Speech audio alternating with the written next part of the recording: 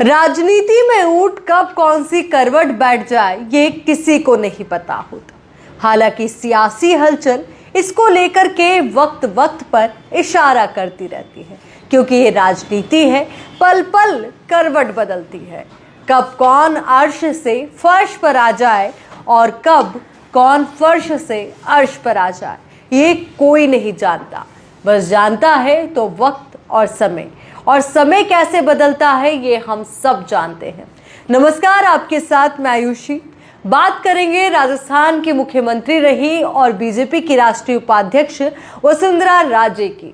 अब ऐसा लगता है कि सियासी हलकों में सूत्रों के हवाले से जो जानकारी मिली है कि बीजेपी हाईकमान संघ के इशारे पर अब उन्हें एक बड़ी जिम्मेदारी देने की कोशिश और कवायद में जुट चुका है। कहा जा रहा है कि बीजेपी की कमान अब वसुंधरा राजे के हाथों में हो सकती है और ये भी माना जा रहा है कि इसको लेकर के एक लंबा वक्त जरूर लगा है। समय समय पर हमने वसुंधरा राजे की नाराजगी भी देखी। कभी वो चुप रही तो कभी अपने बयानों से मुखर होकर अपने लिए आवाज उठाने लगी। आपको याद होगा कि विधानसभा चुनाव से पहले उन्होंने एक मंच से बयान दिया था कि राजनीति में अक्सर महिलाओं को दबाने की कोशिश की जाती है और आज मैं भी उसी का सामना कर रही हूँ।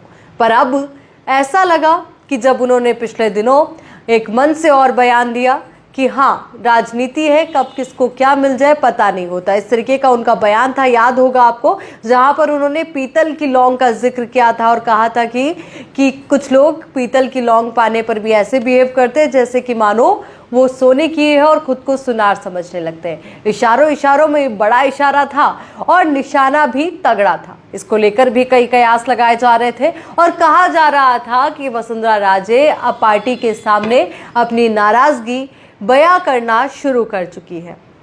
पर उन्हें भी पता था कि जितना बड़ा उनका कद है, क्षेत्रीय क्षत्रप के तौर पर एक बड़ी जगह वो अपनी रखती है राजस्थान की राजनीति में और यही जगह उन्हें आने वाले दिनों में एक बड़ा पद दिला सकती है। अब इन तमाम चीज़ों को लेकर के जो सूत्रों के हवाले से जानकारी मिल रही है वो ये कि अब पार्टी की कमान वसुंधरा राजे को मिल सकती है।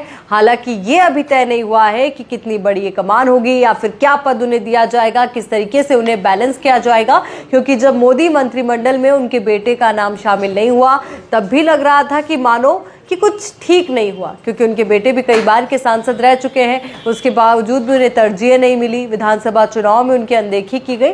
हालांकि आपको वो दौर भी याद होगा, वो पल भी याद होगा जब राजनाथ सिंह जी के बगल में वसुंधरा राजे बैठी थी और पार्टी के ऐसे कई मंच होते हैं जहां पर उनके लिए कुर्सी अलग से लगाई जाती है, वो भी राष्ट्रीय उपाध्यक्ष होने के नाते।